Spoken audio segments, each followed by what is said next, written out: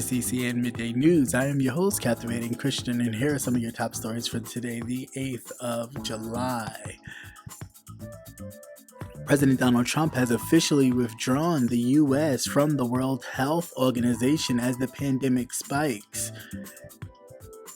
Florida's hospitals, ICUs near Miami, Orlando, and Tampa have hit capacity. The COVID-19 stimulus checks round 2 payment timeline update. A black man says he was standing his ground when he killed an alleged racist white teen. And man shot dead in the Bronx while walking his 6-year-old daughter. And Trump cheated on his SATs by paying someone to take it for him, according to Mary Trump's new book. Let's get to the news. The Trump administration has officially begun to withdraw the U.S. from the World Health Organization, even as the COVID-19 pandemic continues to grip the globe and the infection rate spike in many of the states across the U.S. Congress has received a formal notification of the decision on Tuesday, more than a month after President Donald Trump announced his intention to end the U.S. relation with WHO and blasted the multilateral institution as a tool for China. The White House said that the withdrawal would take effect on the 6th of July 2021. Democrats have said that the decision is irresponsible and ill-considered.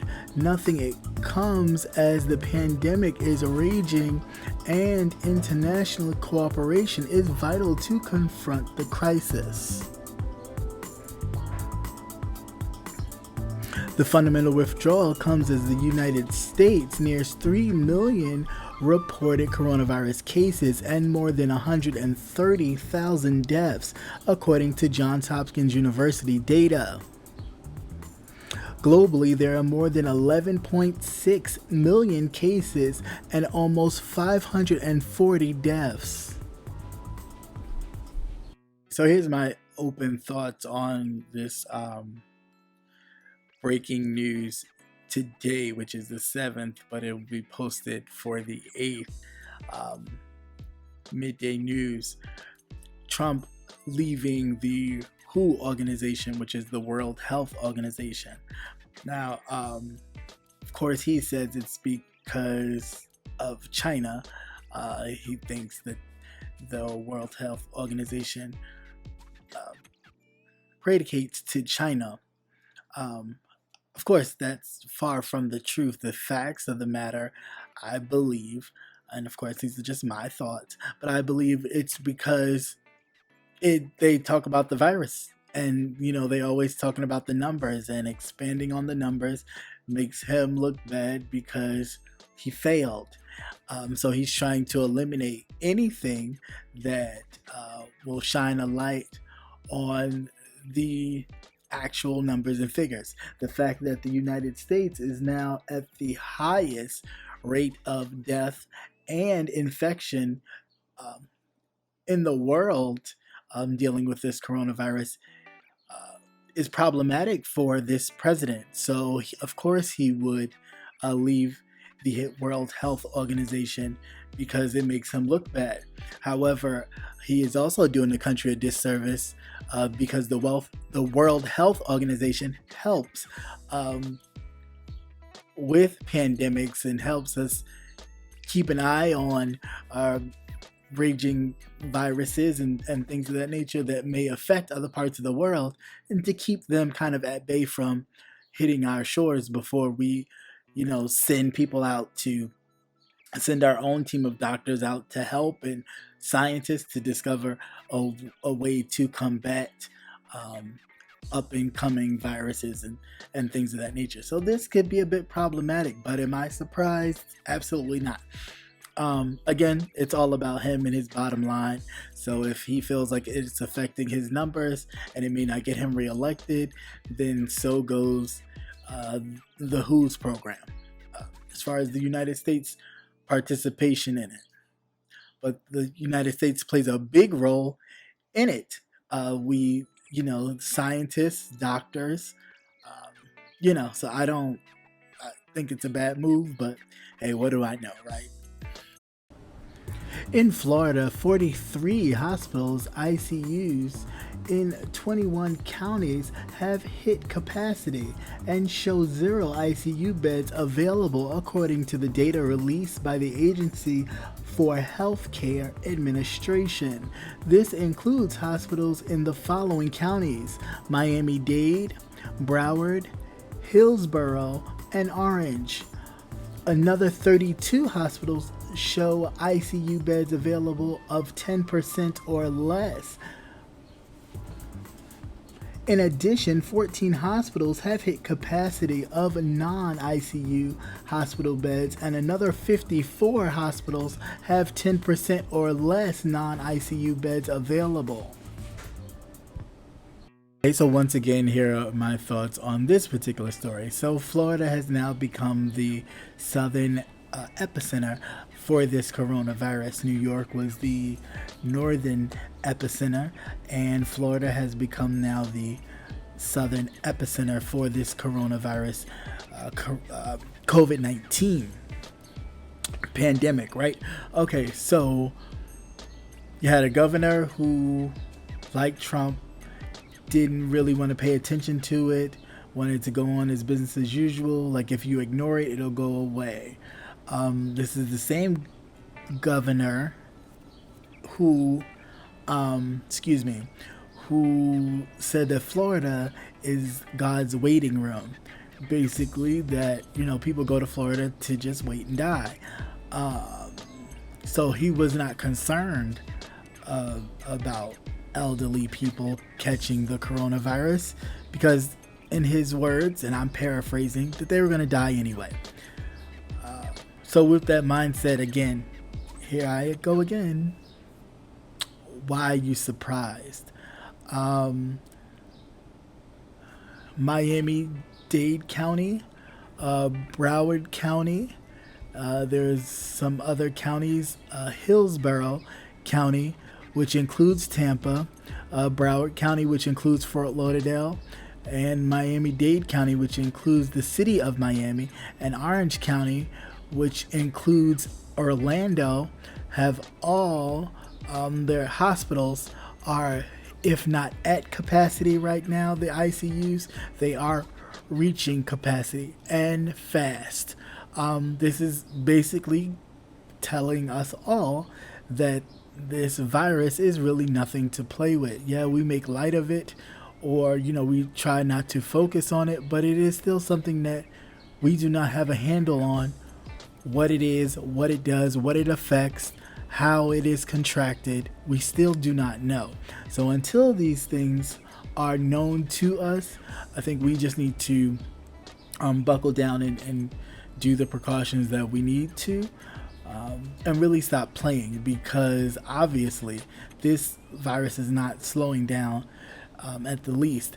And then that the president has started to withdraw from the World Health Organization, which the group effort is to help curb this pandemic.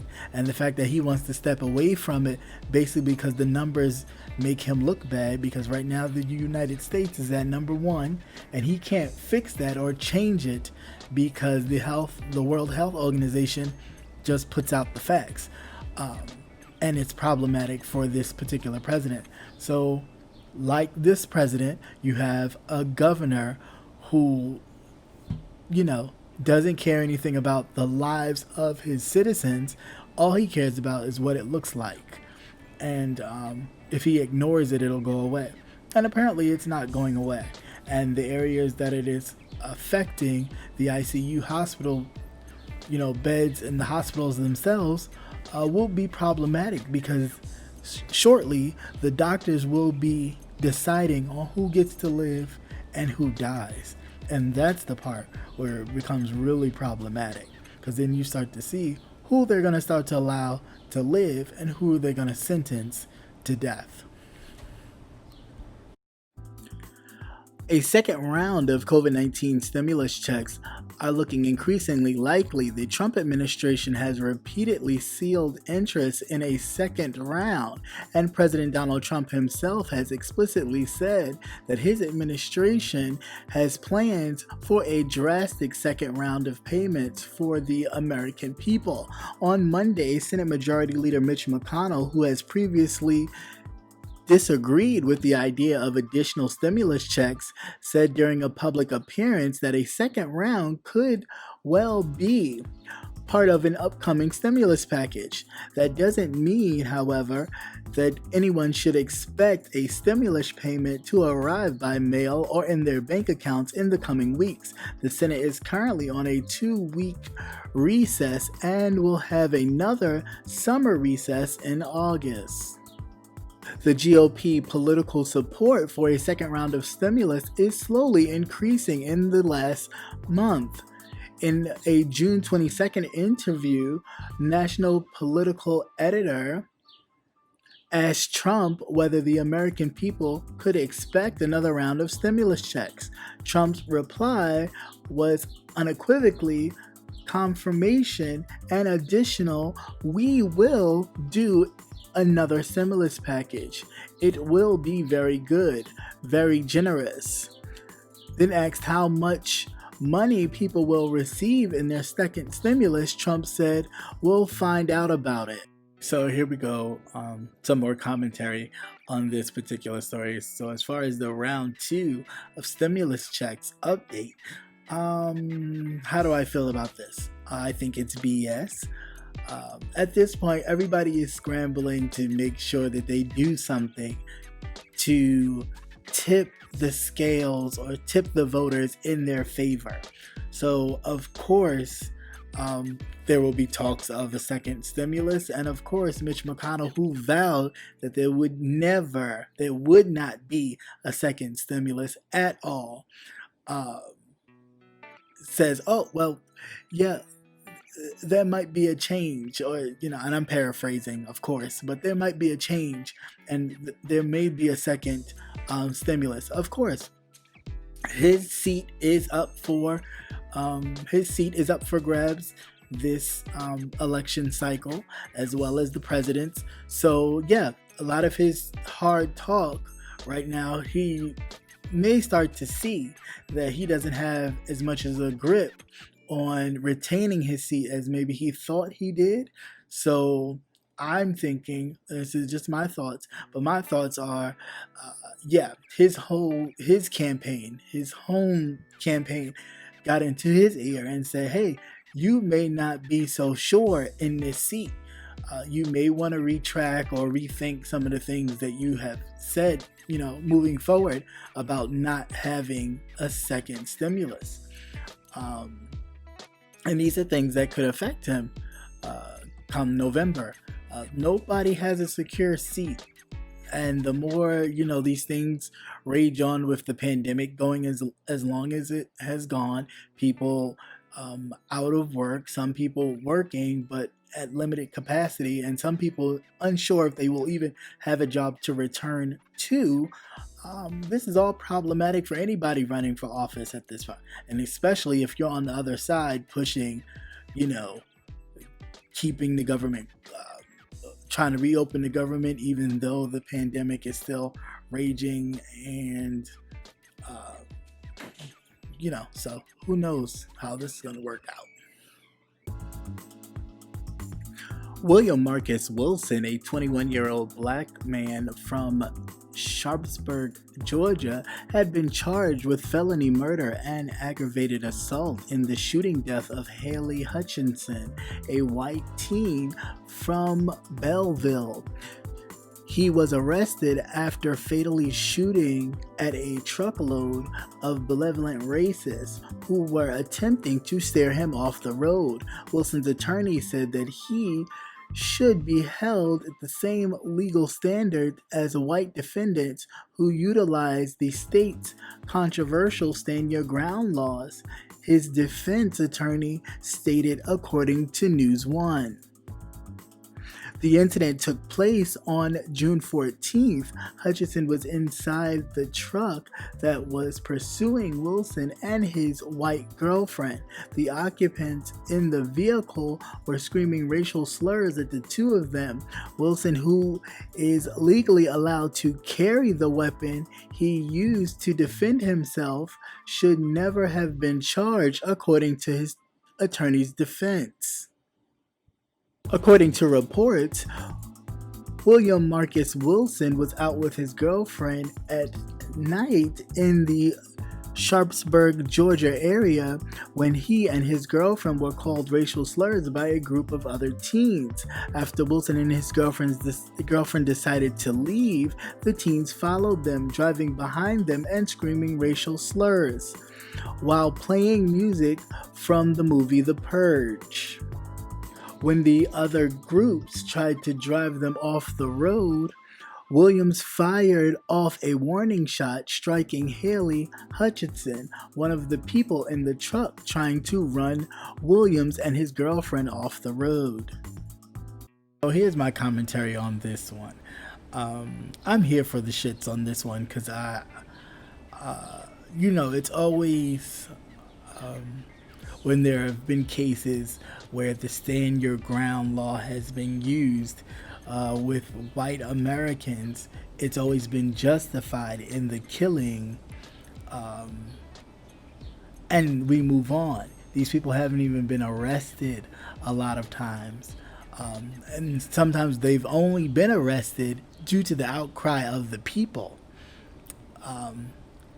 It's the only reason why they've been taken into custody. Otherwise, it's just, it happened, move on, and the family has to deal with it the way they deal with it.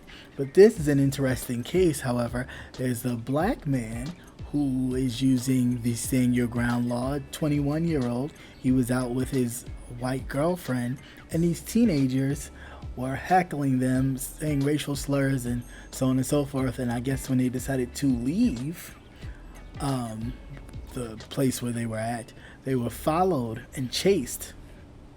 And apparently, story goes that the young man fired a warning shot, and the warning shot happened to strike the young white girl, who wound up dying. Now, he has been charged and is in jail. But funny enough, anybody else in Georgia who've used that stand your ground, again, they had to go get them due to the pouring or the outpour for justice is the only reason why a lot of these people who done the stand your ground has actually been arrested. They've been arrested because of the outcry. So this is very interesting already to start, that this young man has already been in jail and has been sitting in jail with charges already, even though he was standing his ground because he was threatened. So this will be an interesting case to watch. Personally, I already know where this is going to go. They're going to throw the book at that black man. They ain't going to care nothing about stand your ground, because stand your ground doesn't apply to us. Stand your ground applies to them. It is a way for them to control us. But if his lawyer can make that stand your ground law work, that would be amazing. But like I said, I'm here for it. Clasping his young daughter's left hand in his right, Robinson, age 29, stops at a crosswalk to eye a dark sedan slowing next to them, appearing to check whether the driver was turning into their path. But the driver continued to roll alongside the father and daughter as they crossed Sheridan Avenue, the video shows. The shooter then sticks a handgun out of the passenger window and opened fire, striking Robinson in the chest. Robinson collapsed to the pavement. His terrified daughter takes off running, down Sheridan Avenue, apparently unharmed, the footage shows. Robinson, a resident of East New York, Brooklyn, was pronounced dead at the Bronx Care Health Center systems. His murder was one of 8 across the city on a bloody 4th of July weekend. This shooting, one of at least 49.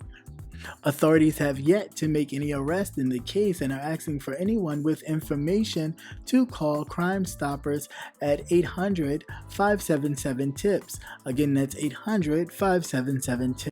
Okay, this story is so sad and problematic on so many levels. I'm not gonna show the video, unfortunately. If you do want to watch the video, I'm sure you can find it on YouTube or some other outlet. But basically, in a nutshell, this man was crossing the street with his young daughter. They stopped at the crosswalk thinking, I guess, the car was going to make a right turn, but the car didn't, so they proceeded to walk across the street. There was words exchanged briefly, it looked like, and then the person pulled out a handgun and shot the man with his daughter. He collapsed to the ground. The daughter went running down the street. Now, my heart goes out to the little girl. That's a traumatic situation to just witness, and I can just only imagine what her poor little mind is kind of grasping to what just happened to her father. That's my first and only problem, and also my second thought on this particular story. And I'll just be very frank, and I know it's probably not the most popular opinion, but 2 things. One, it's not far-fetched that with people asking for the police departments to be defunded, right? That there's a lot of street organizations that kind of commingle with law enforcement so they can continue to do their business and the police can continue to, look the other way, do payments or whatever, however it happens. That's not far-fetched. And being that you're asking to defund the police, then all these shootings pop up out of place. There are a lot of police officers that have situations over other people's heads that uses it leverage. So I'm not saying that none of this is not feasible in this situation, but what mainly needs to happen as well is that we need to start holding ourselves accountable. We don't need to be talking about Black Lives Matter to other people when it doesn't matter to ourselves. We need to start policing ourselves, tightening up, and governing ourselves accordingly. So then, therefore, that argument would be null and void. But the more we continue things like this, the more we continue that do our lives really matter? Because they don't matter to the most important people, which is ourselves. President Donald Trump cheated on his SAT according to an upcoming book by his niece, Mary Trump. She wrote a tell-all book, Too Much and Never Enough: How My Family Created the World's Most Dangerous Man. Set to be published next week. Trump paid a proxy to take the SATs for him, according to the New York Times, which obtained a copy of the book and reported on the passage Tuesday. The high score the proxy earned him, Ms. Trump adds, helped the young Mr. Trump to gain admission as an undergrad to the University of Pennsylvania, prestigious Walden School of Business, the Times reported. Walton did not immediately return requests for comment. The White House press deputy secretary denied the allegations that Trump cheated on his SATs. Okay, so let's get into this commentary real quick on this fool. One, I'm not surprised. There is no way that anybody could tell me that this man is an intellectual. He may know how to sell his name. He may know how to talk people out of some money, but intelligent and astute, no. He doesn't even carry himself in that way. His normal conversation, when he's not teleprompted in a speech, doesn't even come across as something where in which you see it and you say, "Oh wow, that's a really smart man." Nothing that I've seen at all from day one. There's nothing I see that makes me think that he is astute. So, do I think that this report is this accusation in this book is false? No, I don't. It's funny. The saying goes, or something like this particular saying. I don't know the exact words, but the people that talk the loudest and do the most are the ones hiding the most, because they figure if they talk louder than anybody else, you won't look at them. You won't look at what's behind them or the secrets that they have if they're constantly throwing, things out there to see what sticks. And that's exactly what this man does. I mean, he not only did he question former President Barack Obama's birth, questioned his academic career and track record. He's always questioned it.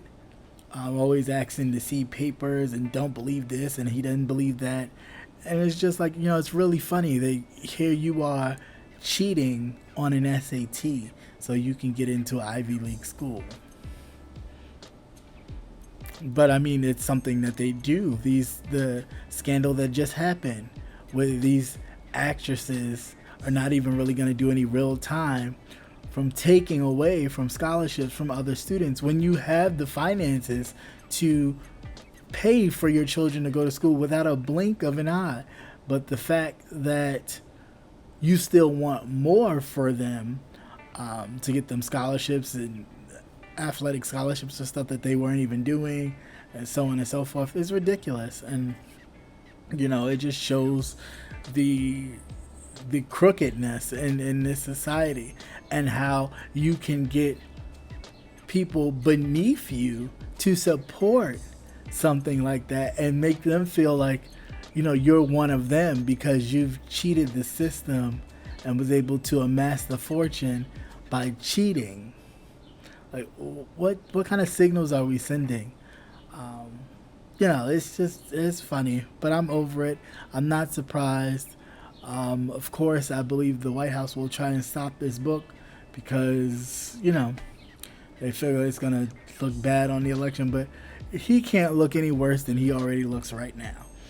And if anybody who thought before, oh, maybe he'd be a good idea, I'll try him out. If you still want to try this man out, something's really wrong with you and you need to be examined. Like, seriously, you need to sit on somebody's couch or you need to check yourself into a psych ward, because I don't see it.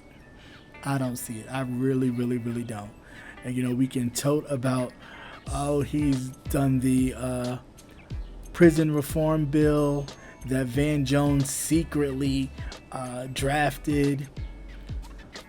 Save me with all that. Van Jones was using the same kind of outline that the Obama administration was using, because the Obama administration also invited him in to help work on the reform crime bill, but he won't mention that because he wants to make it seem like Donald Trump, pulled it out of his ass, which he did not. And again, the crime reform bill was not just for him. It was so Jared Kushner can get his dad out of jail, who's sitting in jail right now for white collar crimes. But, what do we know as people?